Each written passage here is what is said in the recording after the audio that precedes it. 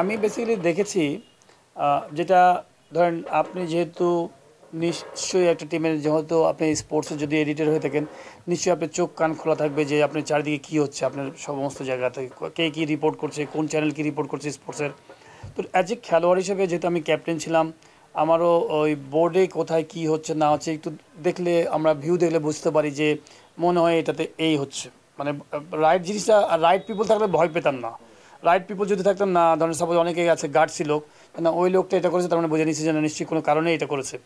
যখন রং পিপল থাকে তখন কিন্তু আপনাকে সন্দেহটা বেড়ে যায়।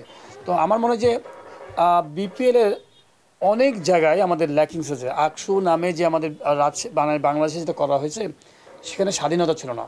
সেটা কাইন্ড অফ একটা হচ্ছে যে ডেজিগনেশন দিয়ে আপনি শুধু রাখা আছে কিন্তু পিছন থেকে আকসু কিন্তু ক্রিকেট বডি সব কী হবে না হবে তাই একটা টিমকে দেখেছি পুরা তার বিশাল বড় বাহিনী নিয়ে মাঠের মধ্যে ঢুকে যাচ্ছে, কেউ কিছু বলার নাই, তার অধিকার নিয়ে তার ক্রিকেট বোর্ড তাদের নাই।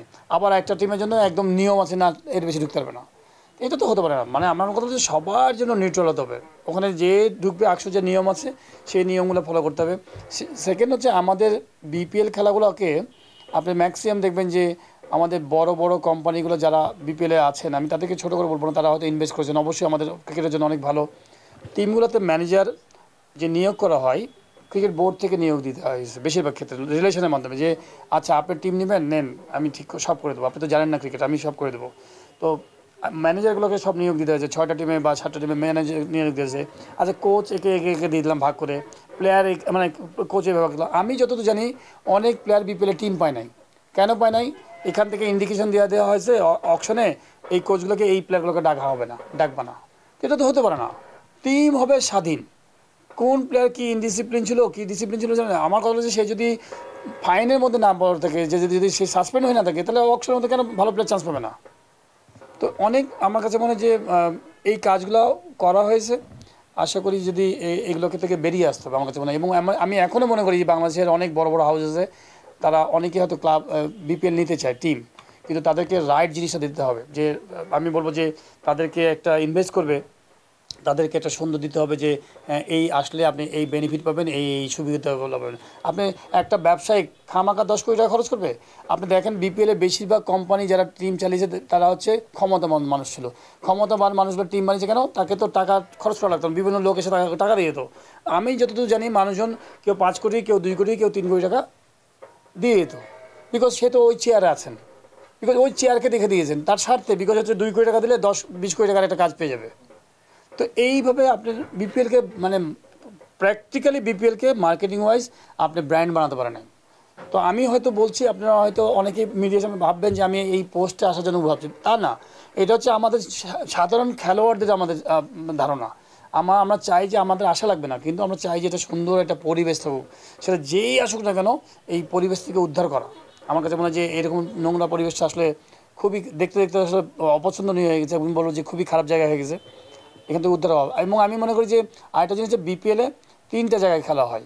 ক্রিকেটকে যদি জনপ্রিয় করতে হয় আপনি চিটাগাং ঢাকা এবং সিলেট খেলা হয়, অবশ্যই সেইখানকার মানুষ খেলা দেখতে দেখতে টায়ার্ড হয়ে গেছে, ইন্টারন্যাশনাল ম্যাচ দেখতে দেখতে টায়ার্ড হয়ে গেছে। আপনি জনপ্রিয় আপনি যদি দেখেন কোনো খেলা হলেই সিলেট, আমি তাদের কাউকে ছোটো করছি না, সবাই তো আমাদের জনগণ। তো ছোটো খেলা মরা খেলা একটা আসছে সেটাও দেখি চিটাগাং, আপনি দেন না বগুড়ায় খেলা দেন না, আপনি দেন না আপনি রাজশাহীতে খেলা দেন না, দেন না খুলনায় খেলা দেন না, কেন দেবে না? ওটা ওই এলাকার মানুষও তো আশা করে যে ওই এলাকার ছেলেরা ইয়াং যুব সমাজ যাবে খেলা দেখবে। যেমন বিপিএলটা হচ্ছে আপনার একটা ইন্টারন্যাশনাল টুর্নামেন্ট। আপনি দেখবেন যে জিম্বাবুয়েতে আমরা খেলতে গেছি, আপনারা হয়তো অনেকেই গেছেন। বুলাইতে যে হোটেলে থাকি সেই হোটেলে কিন্তু দেখা হলো যে ওই মানের না, মোটামুটি একটা এভারেজ, সেখানে খেলছে মানুষ, পরিবেশ এনভায়রনমেন্ট আছে। আপনি অনেক হোটেল আছে বাংলাদেশে, আমরা আজ থেকে 8 বছর আগে আপনার খুলনায় খেলেছি বিপিএল। তো কেন এই জায়গাগুলোতে হবে না? ওই এলাকার মানুষ খেলা দেখার সুযোগ পাবে, ওই এলাকার বাচ্চারা যদি 6টা-7টা টিম যায় মিনিমাম 70-80 জন বোলার ওখানে নেট বোলিংয়ে বল করবে, বিদেশি মানে প্লেয়ারদের সাথে তাদের একটা সুন্দর একটা পরিচয় হবে, সাহস পাবে, ওদেরকে তো উৎসাহ দিতে হবে, ক্রিকেটটাকে তো ওই রুট লেভেল মতো সরাতে হবে। এবং ওই এলাকার ম্যানেজমেন্ট ডেভেলপ করবে, এমন না যে এইখান থেকে বোর্ড থেকে যে সব ম্যানেজমেন্ট ওখানে চলে যাবে। আপনার মনে আছে যে বিগত দিনগুলোতে এইখান থেকে বোর্ড থেকে পুরো ম্যানেজমেন্ট চলে যায় চিটাগাং, এখান থেকে বোর্ড থেকে চলে যায় পুরো সিলেটে, না সিলেটে খেলা সিলেটের ম্যানেজমেন্ট, এখান থেকে শুধু 1-2 জন কোঅর্ডিনেটর থাকবে, সে কিনা শুধু ম্যানেজ করবে কোঅর্ডিনেট করবে। আমি তো ডেভেলপ করতে হবে প্রত্যেকটা সেক্টরে যে কী করে বিপিএল অর্গানাইজ হয়। এখানে তখন সে এসে সিলেটের কমিটি এসে দরকার হলে একদিন 4-5 দিন দেখবে ঢাকায় কীভাবে অর্গানাইজ হয়, তারাও এখানে করবে, চিটাগাঁয়ের লোক চিটাগাঁয়ে করবে। এখান থেকে যে বিশাল পরিসরে যাবে সেটা তো ঠিক না, আপনি বিশাল টাকা নষ্ট করছেন। আর একটা বড় বড় ব্যাপার যে খেলা টেলা হলেই আমাদের দেশের, আমি যতদূর জানি যে ডিরেক্টর সব চলে যাচ্ছেন বিভিন্ন সময় খেলা দেখতে। আর ডিরেক্টরদের এটা টাকা ইয়ের জায়গা নাকি রে ভাই, খেলবে টিমের যে ম্যানেজমেন্ট আছে সেই টিম যাবে, একজন দুজন হয়তো অনারে যেতে পারে, কিন্তু এতগুলো বিশাল মানুষ সব খেলা দেখতে হবে, এটা বিসিবির টাকাটা কি মানে কি ওই মানে মানে ডিরেক্টরদের টাকা না তো ভাই, এই প্লেয়াররা টাকা আর্ন করছে প্লেয়ারদের মাধ্যমে, ব্র্যান্ডিংয়ের মাধ্যমে আসছে, এটা ডেভেলপমেন্টে যাবে। আমি মনে করি যে ভাই এটা অন্যভাবে নিন না, বিকজ প্রচুর মিসইউজ করেছি আমরা অনেক ধরেন মিসইউজ করেছি। আমি ছোট্ট একটা গত 2বার এজিএমে এসেছি, গত 3-4 মাস আগে একবার এজিএম হয়েছে এখানে আপনার সোনারগাঁও হোটেলে, এজিএমে গেছি। তো আমি দুঃখজনক যে আমরা একটা টেবিলের মধ্যে আমরা সব ফর্মার প্লেয়ার বসছি, আমি রকিবুল ভাই, ফারুক ভাই, সবাই আমরা চুপে চুপে মাথা নিচু করে মানে কথা বলছি।